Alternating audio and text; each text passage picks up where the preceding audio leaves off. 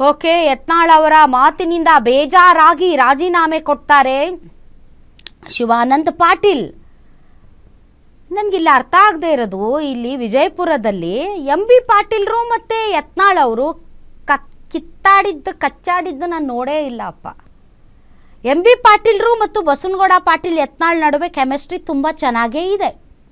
ಯಾಕೆ ಅಂದರೆ ಅವ್ರಿಗೆ ಗೊತ್ತು, ಅವರು ಬಬಲೇಶ್ವರದಲ್ಲಿ ಸಿಕ್ಕಾಪಟ್ಟೆ ಲಿಂಗಾಯತ ಓಡಿಸಿದಾವೆ, ಅದರಲ್ಲೂ ಪಂಚಮಸಾಲಿ.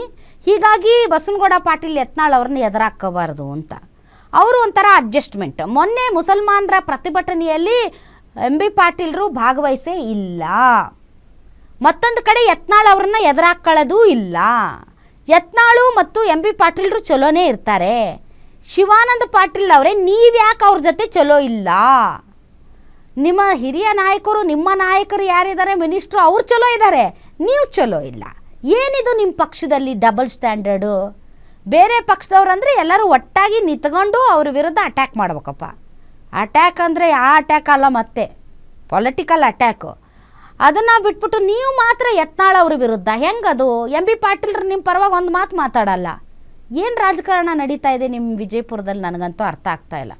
ಆದರೆ ರಾಜೀನಾಮೆ ಕೊಟ್ಟಂತಹ ಶಿವಾನಂದ ಪಾಟೀಲ್ ಅವರು ಏನು ಹೇಳ್ತಾರೆ ಅಂದರೆ, ಕುಟುಂಬದ ಹೆಸರು ತೆಗೆದುಕೊಂಡು ರಾಜಕಾರಣ ಮಾಡಬಾರ್ದು, ನಿಮ್ಮಪ್ಪನಿಗೆ ಹುಟ್ಟಿಲ್ಲ ಅಂತ ಸವಾಲು ಹಾಕ್ತಾರೆ.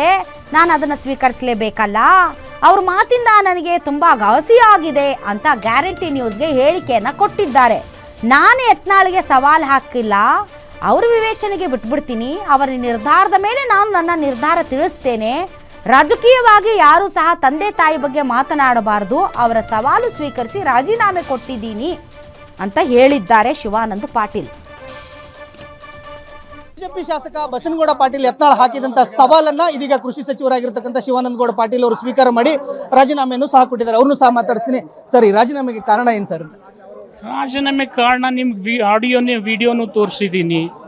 ಅವ್ರು ಇಂಥ ಲ್ಯಾಂಗ್ವೇಜನ್ನು ಜೀವನದಲ್ಲಿ ಯಾವುದೇ ರಾಜಕಾರಣಿ ಉಪಯೋಗ ಮಾಡದೇ ಇರತಕ್ಕಂಥ ಭಾಷೆಯನ್ನು ಉಪಯೋಗ ಮಾಡಿದ್ದಾರೆ. ನೀವು ನಿಮ್ಮ ತಂದೆ ಮಗನೇ ಆಗಿದ್ದರೆ ಈ ಸವಾಲು ಸ್ವೀಕಾರ ಮಾಡಿ ಅಂತ ಹೇಳಿದರು. ನನಗೆ ಗೊತ್ತಿರೋ ಮಟ್ಟಿಗೆ ಅವರು ಅವ್ರ ತಂದೆ ಮಗನೇ ಇದ್ದಾರೆ, ನಾನು ನನ್ನ ತಂದೆ ಮಗನೇ ಇದ್ದೀನಿ. ಅಕಸ್ಮಾತ್ ನನ್ನ DNA ಏನಾದರೂ ಫರ್ಕ್ ಇದ್ದರೆ ಅವ್ರು ಹೋಗಿ ಮೆಡಿಕಲ್ ಟೆಸ್ಟ್ ಮಾಡಿ ಪ್ರೂವ್ ಮಾಡಲಿ, ನಾನು ಒಪ್ಕೊಳ್ತೀನಿ. ನನ್ನ ಸರ್ನೇಮ್ ಚೇಂಜ್ ಮಾಡ್ಕೊಳ್ಳೋದು ಬಿಡೋದು ನನ್ನ ತಂದೆಗೆ ಬಿಟ್ಟು ವಿವೇಚನೆ. ಅವ್ರು ಮಾಡಿದ್ದನ್ನು ಇವ್ರು ಯಾಕೆ ಕೆಣಕಬೇಕು? ಸರ್, ಈಗ ನೀವು ರಾಜೀನಾಮೆಯನ್ನು ಕೊಟ್ರಿ, ಅವ್ರು ರಾಜೀನಾಮೆ ಕೊಟ್ಟು ಬಸವನ ಬಾಗೇವಾಡಿಗೆ ಬರ್ಬೇಕಾ ಅಥವಾ ಬಿಜಾಪುರಕ್ಕೆ ನೀವು ಹೋಗ್ತೀರಾ? ಅವ್ರು ಎಲ್ಲಿ ಹೋಗಂತಾರೆ ಅಲ್ಲಿ ಬರ್ತೀನಿ ನಾನು. ಅವ್ರು ಬಿಜಾಪುರ ಅಂದರೆ ಬಿಜಾಪುರಕ್ಕೆ ಬರ್ತೀನಿ. ಅವರು ಮೊದಲು ರಾಜೀನಾಮೆ ಕೊಟ್ಟು ಬರಬೇಕಲ್ಲ. ನಾನು ರಾಜೀನಾಮೆ ಕೊಡ್ತಾ ಇದ್ದೀನಿ, ಮೊದಲು ಅವ್ರು ಕೊಡಲಿ. ಅವ್ರ ನಾನೇ ಒಂದು ದಿವಸ ಅಡ್ವಾನ್ಸ್ ಕೊಡ್ತೀನಿ. ಅವ್ರು ಎಲ್ಲಿ ಹೇಳ್ತಾರೆ ಅಲ್ಲಿ ಹೋಗ್ತೀನಿ. ಅಂದ್ರೆ ರಾಜಕಾರಣದಲ್ಲಿ ಆರೋಪ ಪ್ರತ್ಯಾರೋಪಗಳು ಸಹಜ. ಇಷ್ಟೊಂದು ನೇರವಾಗಿ ಇದನ್ನ ಇಷ್ಟೊಂದು ಪ್ರತಿಷ್ಠೆಯಾಗಿ ತಗೊಳ್ಳಿಕ್ಕೆ ಕಾರಣ ಏನು ಅಂತ ಸರ್? ಪ್ರತಿಷ್ಠೆ, ಮನುಷ್ಯನಲ್ಲಿ ಮನುಷ್ಯತ್ವ ಇದ್ದವ್ರಿಗೆ ಇದು ನೋವಾಗ್ತದೆ. ದಯಮಾಡಿ ಈ ಭಾಷೆಯನ್ನು ಬೇರೆಯವರು ಉಪಯೋಗ ಮಾಡಬಾರ್ದು. ಭವಿಷ್ಯದಲ್ಲಿ ಒಂದು ಇದಕ್ಕೆ ತೆರೆ ಬೀಳ್ಬೇಕು ಅನ್ನೋದೇ ನನ್ನ ವಿಚಾರ. ಸವಾಲಿಗೆ ಸಿದ್ಧ ಇದ್ದೀರಿ, ಕರಿತೀರಾ? 1% ಸಿದ್ಧಿದ್ದೀನಿ. ಇದಿಷ್ಟು ಸಚಿವರಾಗಿರ್ತಕ್ಕಂಥ ಶಿವಾನಂದ ಪಾಟೀಲ್ ಅವರ ಮಾತುಗಳು.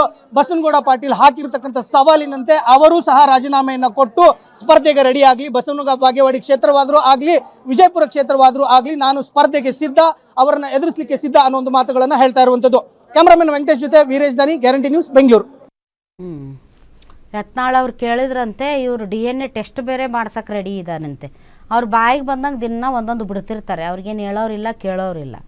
ಸೊ ಒಂದಿನ DNA ಟೆಸ್ಟ್ ಮಾಡ್ಸಂತಾರೆ, ಮತ್ತೊಂದು ದಿನ ಇನ್ನೊಂದು ಟೆಸ್ಟ್ ಮಾಡ್ಸಂತಾರೆ. ಎಲ್ಲದಕ್ಕೂ ರೆಡಿ ಆಗಿಬಿಟ್ರಿ ನೀವು ಕಾಂಗ್ರೆಸ್ ನಾಯಕರು.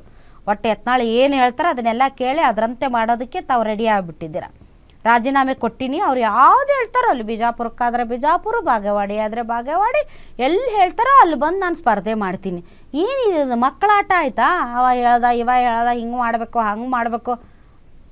ಒಟ್ಟೆ ತರಲೆ ರಾಜಕಾರಣ ಆಗ್ಬಿಟ್ಟಿದೆ ನೋಡಿ. ಒಂದು ಶಾಸಕ ಸ್ಥಾನಕ್ಕೂ ಮರ್ಯಾದೆ ಇಲ್ಲ, ನಿಮಗೂ ಮರ್ಯಾದೆ ಇಲ್ಲ, ಯಾವುದಕ್ಕೂ ಮರ್ಯಾದೆ ಇಲ್ಲ. ಇದು ಶಿವಾನಂದ ಪಾಟೀಲ್ ಮತ್ತು ಯತ್ನಾಳ್ ಅವ್ರ ಸ್ಟೋರಿ. ಇನ್ನೊಬ್ಬರು